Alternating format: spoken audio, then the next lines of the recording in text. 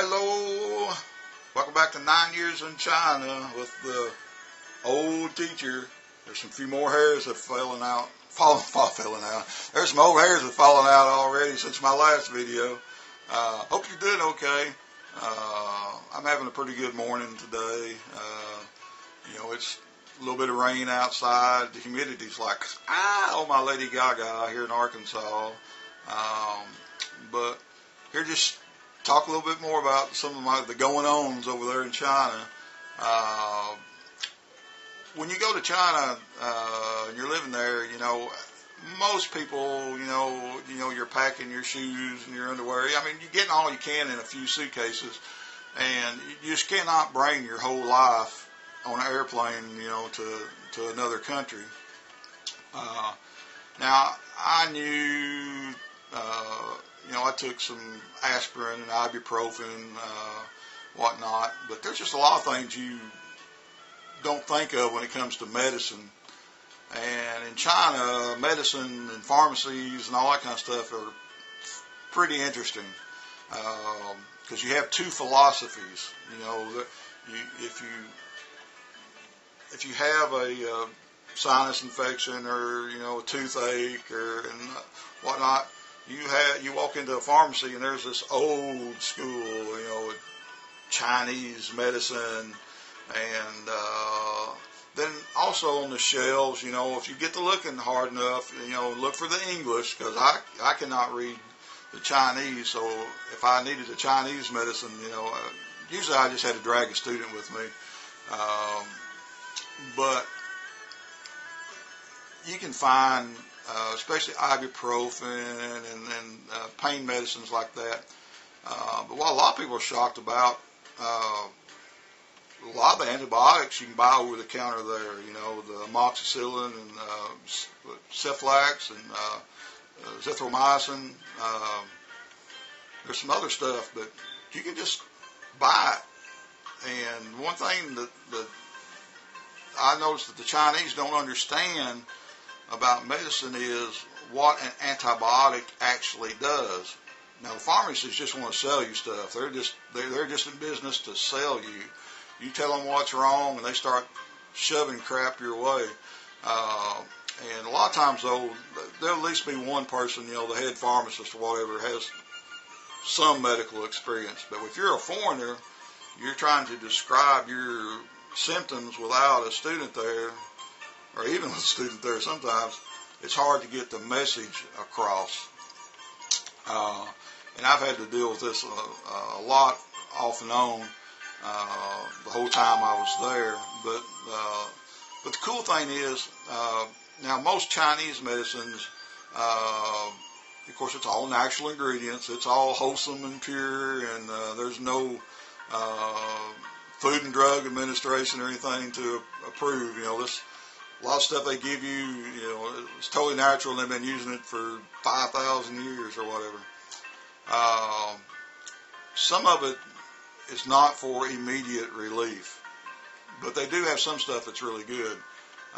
If you are in pain, go buy the drugs similar to the ones you took at home. If you're in pain, arthritis, toothaches, whatever, you take medicine. But I had found out that there's some stuff that's pretty good. My first year in Fuyang, I got a stomach virus, and it was a bad one. And we can't describe how bad on YouTube. I don't know if they allow you to say some of these words, but I had a really bad virus, and it was so bad that I couldn't go to the doctor. You know what I mean? It was coming out both ends, and I couldn't go to the doctor. So the doctor came to me, and he brought a whole little bag of goodies,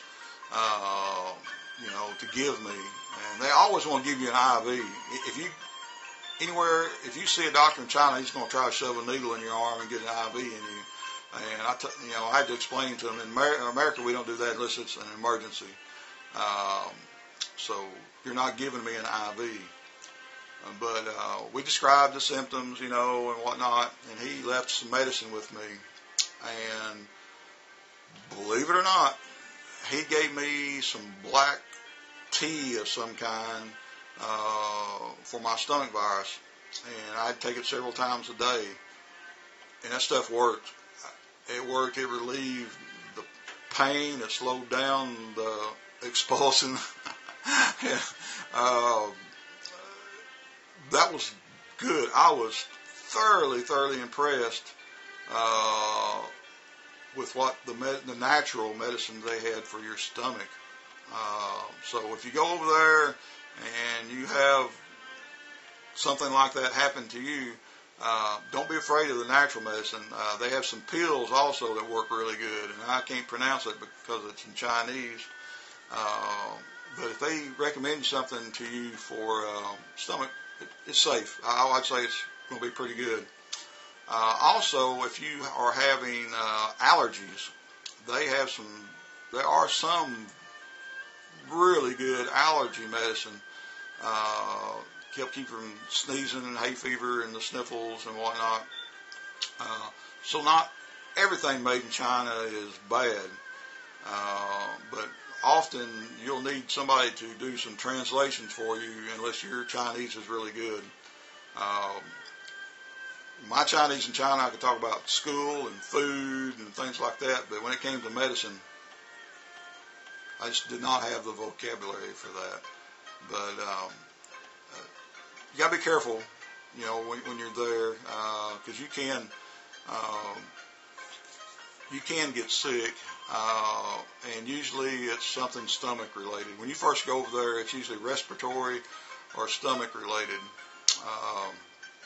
and everything else, is just normal, what I call normal illnesses. Anyhow, a little bit about Chinese medicine. Don't be totally afraid of it. Also, if you, like me, I have a lot of sinus problems breathing, and they have some natural nose sprays, and you can buy them from like Amazon. They may have to come straight from China, but if you'll look for something that has, usually it translates or it will say menthol oil, and usually it says something about eucalyptus also. If you can find those natural nose sprays that have the menthol oil in it, they work, and it's not a real drug. It's not like taking Afrin or 4-way that actually says the drug, the active ingredient. So these natural nose sprays are actually really good too, and I have to use them a lot. So anyhow, don't be afraid of everything made in China. Just be careful, okay? So anyhow, that's my words of wisdom, and we'll talk to you later. Don't forget to subscribe, and you have a great day. Say bye-bye.